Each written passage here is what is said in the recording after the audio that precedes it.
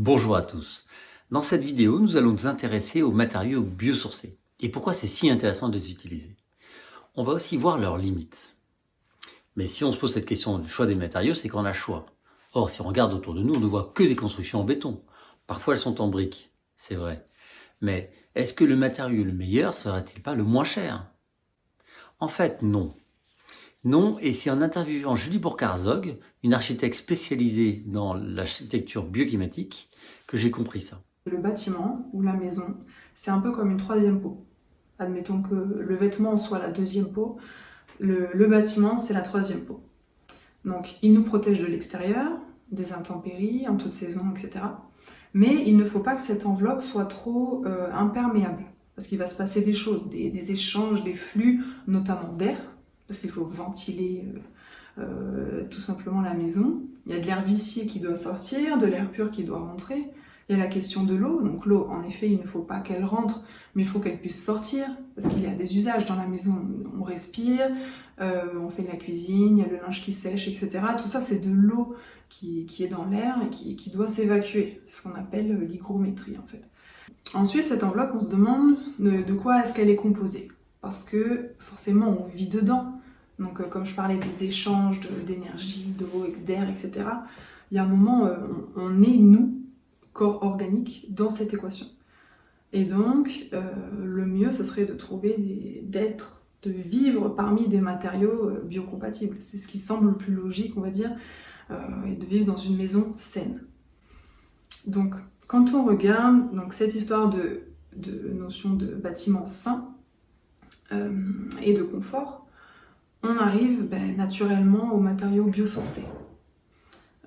Ils sont très performants pour, donc, comme je disais, la gestion de l'hygrométrie, de l'air, etc., des calories. Ils sont très performants pour atteindre des très bons niveaux de confort. Évidemment qu'on souhaite vivre dans une maison saine. Alors pourquoi Julie Burkhard-Zog évoque ce point-là? En fait, en cherchant une maison la plus isolée possible, on l'a rendue hermétique à l'air pour éviter les courants d'air. Très bien. On a aussi rajouté de la laine de verre en isolant ou d'autres isolants à l'intérieur, voire à l'extérieur. Mais alors, où est le problème?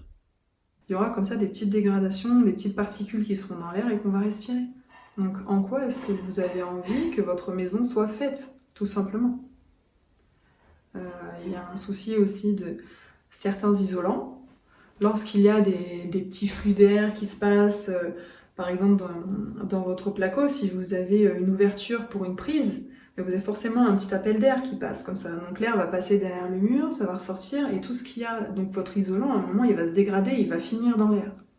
Donc si c'est un matériau industriel avec des adjuvants, avec des choses chimiques, etc., qui ne sont pas biocompatibles, au final, vous allez finir par les respirer petite particule par petite particule, et ça peut engendrer des problèmes de santé. C'est évident, en fait. D'accord, donc on voit qu'on a deux problèmes. La gestion de l'hygrométrie d'un côté. L'hygrométrie, c'est la mesure de la quantité d'eau dans l'air. Et le deuxième problème qui est le choix des matériaux de cette troisième peau dans laquelle je vis. Si je vis dedans, je vais partager des particules. Pour que ces particules soient biocompatibles, il faut qu'elles soient biosourcées. Mais c'est quoi un matériau biosourcé? Puis, quels sont-ils? Un matériau biosourcé, qu'est-ce que c'est? C'est un matériau qui est issu de la nature et qui est le moins transformé possible. Donc c'est le bois, toutes les fibres végétales, dont la paille, le chanvre. Il peut y avoir aussi tout ce qui est animal, comme la laine, tout simplement.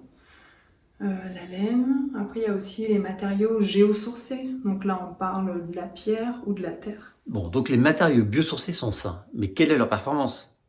C'est vrai que culturellement, avec la révolution industrielle, etc., on va avec des technologies de pointe de plus en plus compliquées, avec des matériaux, avec des compositions de plus en plus complexes, de plus en plus de composants dans les matériaux qui sont transformés, il y a des choses qui sont ajoutées, etc. Alors qu'en fait, la vraie facilité, c'est de retourner vers des matériaux très très simples. Et après, par contre, de réfléchir très techniquement comment est-ce qu'on arrive à les mettre en œuvre, comment est-ce qu'on arrive à les assembler les uns avec les autres pour pouvoir atteindre ces conforts-là. on se rend compte qu'on arrive donc à des performances très intéressantes avec des matériaux très basiques. Et pour moi, l'un des trios, ce que on pourrait appeler un trio gagnant du matériau biosourcé, ça serait d'avoir une structure bois avec de l'isolation en fibre végétale, donc ça peut être de la paille, du chanvre, et avec certains murs aussi qui peuvent être structurels en terre crue, pour le côté inertie que n'a pas vraiment le bois ni la paille. Quelle est la limite des matériaux biosourcés? Comment vont-ils tenir dans le temps? Si je prends l'exemple d'une botte de paille, par exemple, va-t-elle tenir? Va-t-elle être un nid à rongeurs? Va-t-elle y avoir plein d'insectes dedans? Est-ce qu'elle va résister au feu? En fait, une façon de bien répondre à cette question, c'est de visiter la maison Feuillette de son ingénieur de père. Cette maison a été construite en ossature bois isolation botte de paille en 1920. En fait, l'exemple le plus vieux d'ossature bois isolation botte de paille date de 140 ans. L'invention en fait de la moissonneuse-batteuse. Et en fait, des constructions durent toujours, elles ont 140 ans. Dans le cas de la maison Feuillette, on est allé sonder les murs. En fait, on avait, avec une caméra thermique, vérifié qu'il n'y avait pas de pont thermique. Et effectivement, l'ensemble de la structure était homogène et ne présentait pas d'écart de température, qui montrait bien que l'isolation avait pas bougé en 100 ans. Mais on est allé plus loin, on est allé sonder les murs. Et en sondant les murs, on a découvert que finalement, les bottes de paille n'avaient pas bougé. Elles étaient comme neuves. En fait, c'est pas très étonnant parce que 120 kg par mètre cube, c'est une densité qui est très importante. Bon, je ne peux pas enfoncer un doigt dedans, évidemment. Donc c'est très très dense. Un rongeur peut pas y nicher. Les insectes, mais jamais de la vie. En fait, jamais de la vie. J'exagère, mais il n'y a pas d'insectes. De toute façon, cette paille, elle est comprise dans un enduit ou un plaquage bois, et donc elle n'est pas à l'air libre. Donc pas d'insectes, pas de rongeurs, une paille intacte 100 ans plus tard. Quant au feu, et le feu, en fait, il ne peut pas passer, il n'y a pas d'oxygène. Je vous rappelle, je vous renvoie donc sur la vidéo dont je parlais tout à l'heure, on a fait un essai, on a brûlé un canapé dans une ossature bois isolation botte de paille, juste protégé par un placo. Qu'est-ce qui se passe? Une demi-heure après, la température intérieure était de 600 degrés. Et comme vous pouvez le voir, avec cette caméra thermique, la paille, elle est restée froide. Elle est juste passée de 19 à 24 degrés. 600 degrés à l'intérieur, 24 degrés à l'intérieur de la botte de paille. Une demi-heure plus tard. C'est quand même un très bon isolant.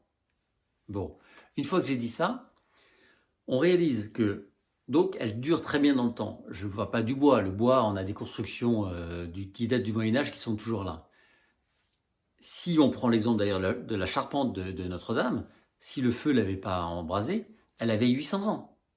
Ce qui est intéressant au sujet de la botte de paille, c'est qu'elle est naturellement résistante au feu.